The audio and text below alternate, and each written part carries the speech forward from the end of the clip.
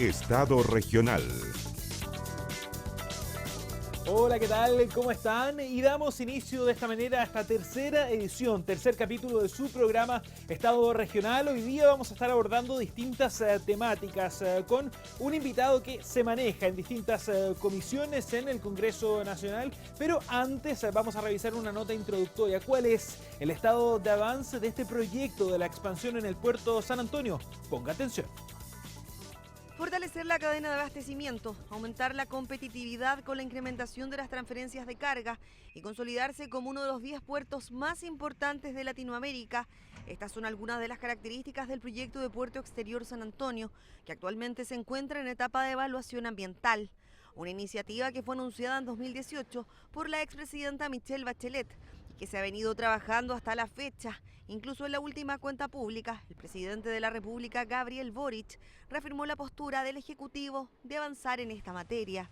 Con su construcción, el puerto exterior de San Antonio tendrá como objetivo movilizar más de 6 millones de contenedores, con capacidad máxima de 28 toneladas. Además, podrá recibir buques de gran capacidad, todo en 8 sitios de atraque y 2 nuevos terminales portuarios. El proyecto, que ha sido calificado como el principal en infraestructura portuaria en la historia de nuestro país, podría en 2025 obtener la resolución de calificación ambiental y así continuar con el avance de los trabajos, que con participación pública y privada y considerando una inversión de más de 3.500 millones de dólares, podría iniciar sus operaciones en el año 2036.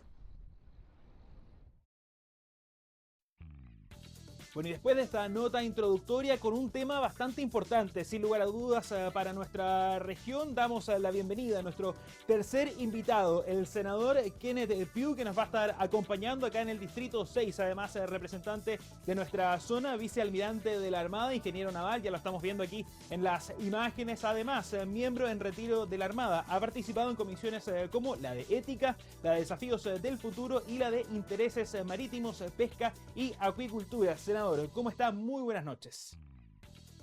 Muy buenas noches, muchas gracias por la invitación. Qué bueno tener temas marítimos para una región, que es una región marítima que le da el ancho a Chile, desde Rapa Nui, La Pascua, hasta los Andes, la misma distancia que hay de Madrid a Moscú o de San Francisco a Nueva York, donde tenemos más de 1 millón de kilómetros cuadrados de parque Senador, marino. y voy a tratar de aprovechar en mayor medida el tiempo que tenemos para conversar hoy día. Lo revisábamos en nuestra nota porque el puerto exterior de San Antonio es un megaproyecto que ha contado con el respaldo de los gobiernos de Ricardo Lagos, Michelle Bachelet, Sebastián Piñera e incluso del actual mandatario Gabriel Boric. Al menos desde hace 24 años aproximadamente se viene discutiendo de esta ampliación. ¿Por qué está tan trabado este proyecto que además permitiría movilizar hasta 6 millones de contenedores al año?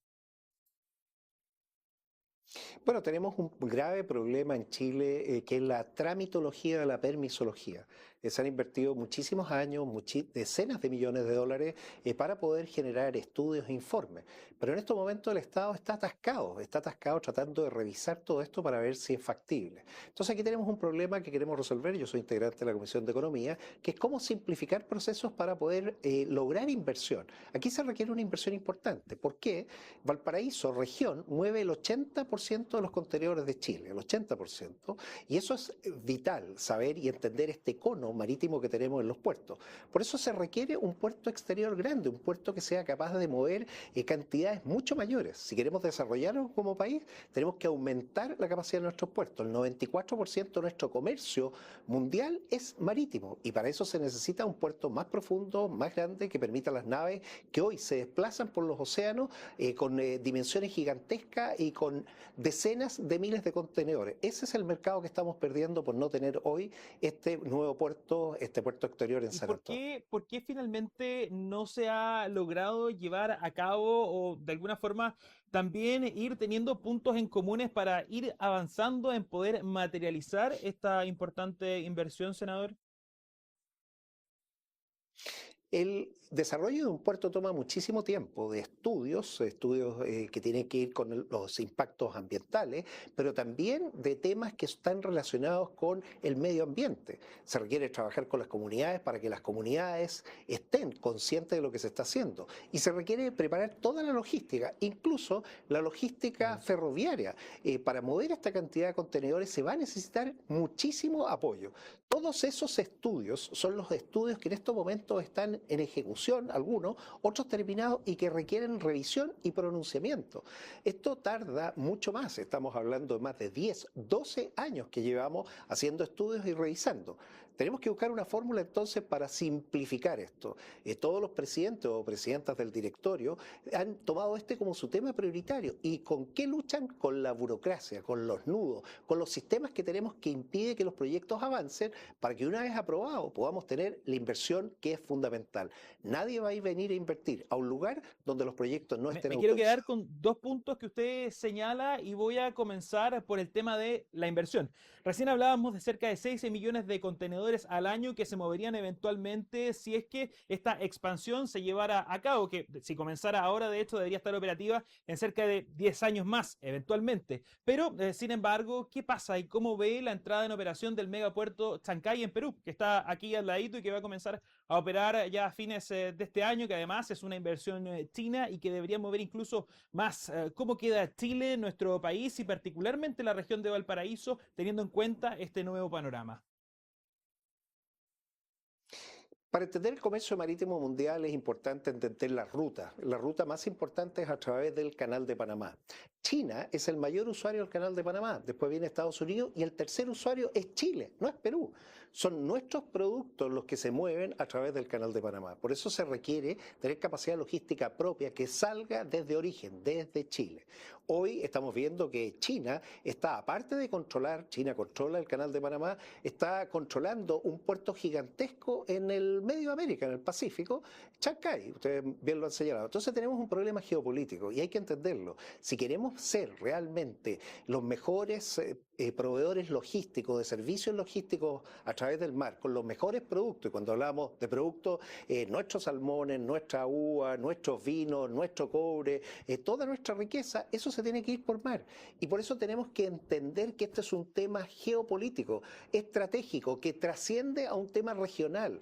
El San Antonio es, sin lugar a duda, el lugar que tiene las mejores oportunidades, pero es un tema de la región, es de Chile entero. Y yo me alegro que el presidente esté ocupado de este tema y que logremos que los ministros logren avanzar para que la permisología, como hemos dicho, dé término y podamos tener la inversión que se requiere. ¿Estamos atrasados? Sí. ¿Qué podemos hacer por mientras? Podemos buscar formas para, con lo que hay, con la infraestructura actual, empezar a trabajar probablemente con turnos y así suplir la escasez de sitios de atraque optimizando lo que hoy Claro hay. que sí. Y ahora, otro punto que usted mencionaba, senador, ¿qué pasa con el medio ambiente? ¿Existen ahí de alguna forma también posturas, opiniones que se van oponiendo? Está, por ejemplo, el río Maipo bastante cerca y en el sector de San Antonio y además el humedal Ojos del Mar, al lado del puerto.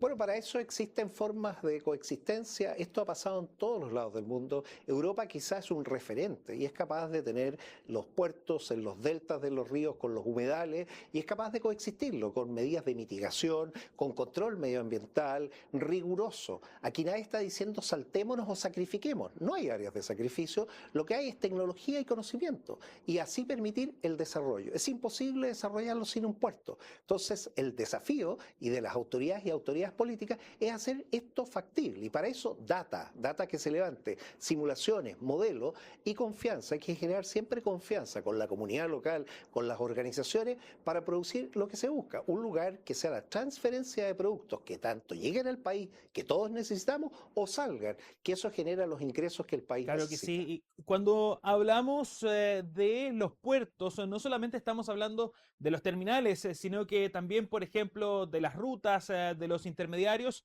y la inseguridad de alguna forma también se traspasó hacia las carreteras. Lo hemos estado viendo, por ejemplo, los robos a los camioneros, que además son millonarios, se ven expuestas, por ejemplo, sus vidas cuando son interceptados luego de salir de los puertos y particularmente allí en San Antonio. Hemos podido hablar con ellos y dicen, ellos no saben qué carga transportan específicamente, más allá del área, sabemos del rubro, por ejemplo, que llevan frutas o que llevan carnes, verduras, pero no saben específicamente, por ejemplo, qué es lo que viene dentro del contenedor. ¿Hay fallas en los intermediarios, por ejemplo, en donde eventualmente puede filtrarse información de lo que llevan estas cargas y finalmente entonces terminar en voz de estos delincuentes?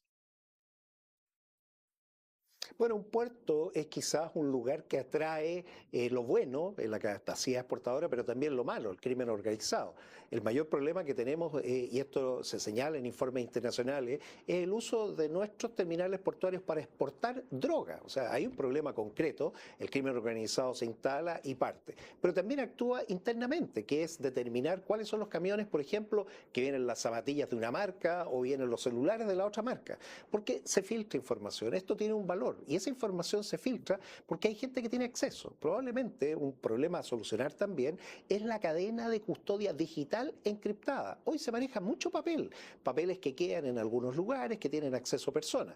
Si logramos además transformar digitalmente los puertos para que toda la información fluya de forma segura, con interoperabilidad y con encriptación, vale decir, integridad de la información no se puede cambiar, les va a ser mucho más difícil. Pero para eso hay que cambiar procesos. No podemos seguir como estamos trabajando ahora con papeles, con planillas de cálculos, con documentos en PDF. Tenemos que pasar a sistemas digitales con robustez, que tengan identidad digital, que tengan esta capacidad de intercambio seguro con certeza jurídica y que eviten que aquellos que quieren saber cuál es el camión que tiene lo que andan buscando, bueno, eso quede protegido. Pero por otro lado, tenemos que también usar los sistemas completos de inteligencia de todos. Aquí estamos hablando de aduana, el Servicio de Impuestos Internos, de SAC, junto con las autoridades que son las propias, las policías, Carabineros, PDI, también la Policía Marítima, la Fiscalía, para que ese entorno esté controlado. Los puertos son delicados, son sensibles, tenemos que cuidarlos. Para que funcionen bien, tenemos que erradicar el crimen organizado en cualquiera de las instancias, tanto por lo que ocurre dentro del país como lo que nosotros exportamos nosotros. Claro que sí, senador, y usted da en una palabra que es muy clave y no solamente para este fenómeno en relación a los puertos, sino que en distintas áreas, a la modernización. Y de allí que yo lo quiera llevar a otro tema, la ley de protección de los datos personales. Primero que todo, para que la gente, nuestro público que nos está viendo a través de Televisión Nacional de Chile, Red Valparaíso, quisiera que pudiésemos caracterizar de alguna forma qué es lo que entendemos por datos personales. Los datos personales, para llevarlo a algo práctico, es propiedad privada. Todas las personas tenemos propiedad privada y esa propiedad es la información nuestra, que nos caracteriza, que nos identifica, porque hoy en el ciberespacio, en todas estas transacciones, en las redes sociales, estamos expresados. Pero si no protegemos esa información que es propia, personal, a través de consentimiento, entregarle a alguien la autorización para que pueda usar los datos con un fin específico, no para que me estén llamando en cada momento, para que estén vendiendo esa información. Esto está garantizado en la Constitución, la reformamos en el 2018, el artículo 19, el mismo que protege la vida, protege los datos personales. Estamos ahora sacando una ley, falta solamente un trámite de una comisión mixta, 5 senadores y senadoras, con 5 diputadas y diputados, para resolver 4 discrepancias y así tener una agencia de protección de datos, que podamos ir nosotros a expresarle a ellos, mire, mi consentimiento que yo he entregado respecto a mi información no ha sido cumplida por este tercero y yo quiero que se le multe. Senador, se me viene a la mente lo que ocurre cuando nosotros de repente nos empiezan a llamar por teléfono de algunas tiendas de las cuales nosotros no tenemos idea, nunca hemos tenido ningún vínculo, pero aparentemente, y ya sabido, ¿no?, que existe esta venta de bases de datos, por ejemplo, ¿podría ir a atacar ese fenómeno? Ese es el primer fenómeno que va a atacar porque la licitud del dato, de dónde se obtuvo, es lo que tiene que demostrarse. Y no puede ser que llegó del aire, llegó a algún lugar.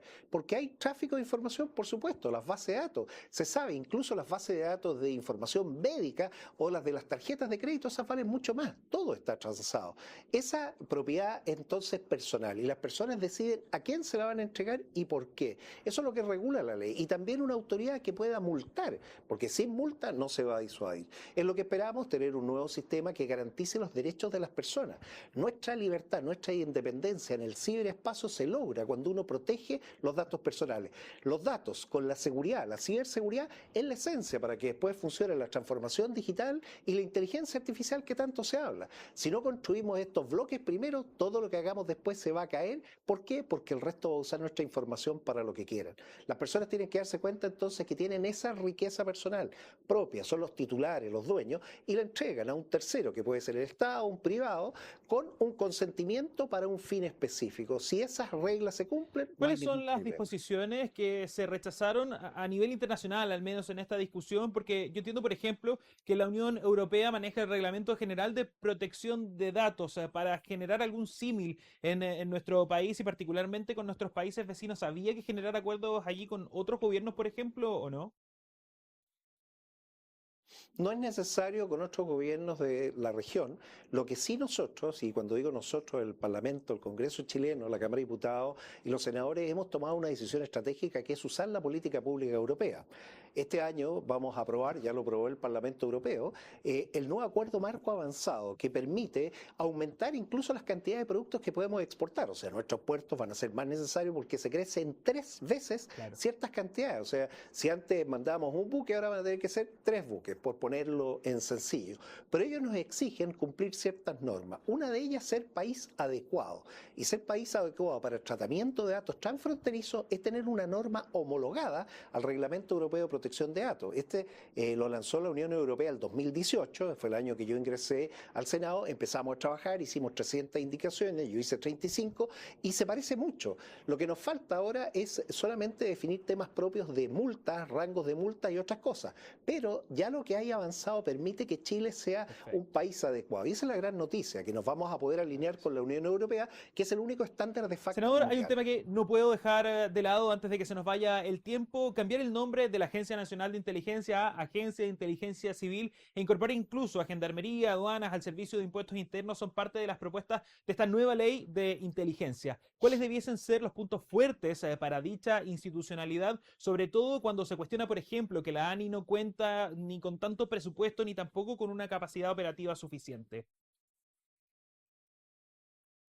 Bueno, la ANI nació el 2004 con una ley que tiene 20 años. Esta ley en el artículo 15, lo pueden buscar, está en la Biblioteca del Congreso, dice que solo puede tener 98 personas. Eso es lo que dice la ley. Y con estatuto administrativo, vale decir, funciona de las 9 de la mañana hasta las 5 de la tarde. ¿Cómo vamos a tener agentes secretos en ese estatuto? No se puede. Hemos limitado, y esto es una limitación política, no es que la ANI no pueda, no le hemos dado la facultad. O sea, que viene la primera discusión. ¿Qué necesitamos? Primero, una agencia de inteligencia del Estado, no civil, no militar, no de un partido de otro. Es una agencia de inteligencia del Estado. O sea, primera discrepancia que ya tengo con la Cámara de Diputados, no le ponga apellido civil. Si quiere ponerle un apellido, póngale del Estado, ANIE. Y esa podría ser un acuerdo.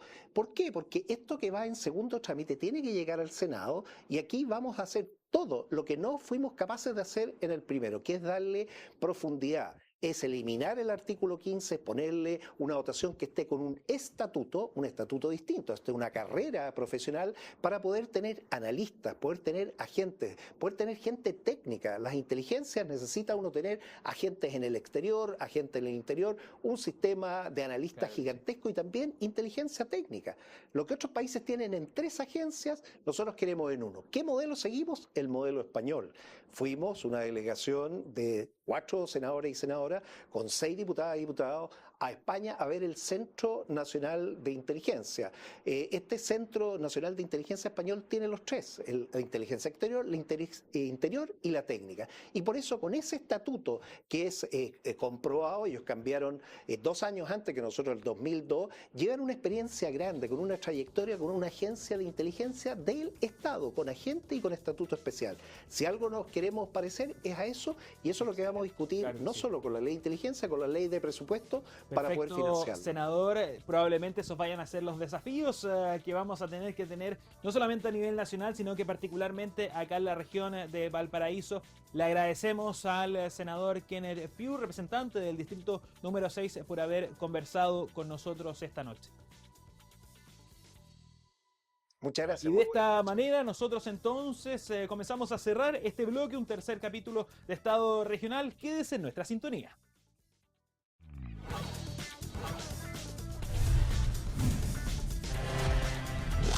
Estado Regional.